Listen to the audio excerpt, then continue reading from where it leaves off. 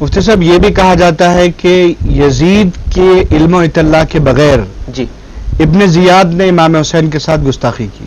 ہاں یہ بات بھی کہی جاتی ہے، لیکن اثیر نے البدایہ والنہایہ میں یہ بات واضح فرما دی ہے کہ ایسا بالکل غلط ہے، بلکہ خود ابن زیاد کا اس کا اپنا اقراری بیان ہے کہ میں نے اپنے سے نہیں کیا ہے بلکہ یزید کے حکم پر میں نے یہ عمل کیا ہے.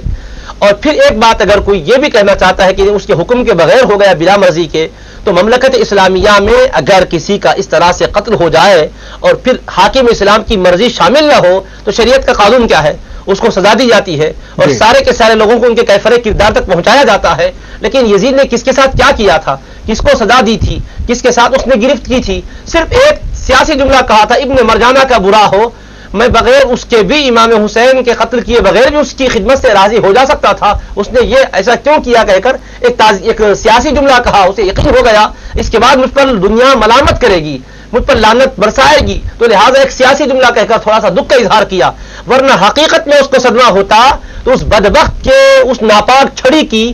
اتنی ہمت نہیں ہوتی تھی کہ امام حسین کے دندان مبارک کو چھوئے. لیکن حضرت ابو برزہ اسلمی صحابی نے فرمایا کہ اس نے جب کچوکے دینے لگے اپنی ناپاک چھڑی سے تو میں نے کہا ارفع خزیبک یا یزید، یزید اپنی چھڑی کو ہٹا لے. فواللہ رأیت رسول اللہ صلی اللہ علیہ وسلم واضعا فیہ علی فیہ یتلمہ، اللہ کی قسم میں نے اپنی ناخن سے آقا کو چومتے ہوئے دیکھا ہے ہونٹوں کو، لہذا یہ کیا کر رہا ہے؟ پھر اس کے بعد فرمایا الا ان ھذا سیجیء یوم القیامت وشفیعہ محمد صلی اللہ علیہ وسلم، اے یزید کان کھول کر سن لے، امام حسین قیامت میں اس شان سے آئیں گے کہ سرور کائنات ان کے شفیع ہوں گے، اور وانت تجیء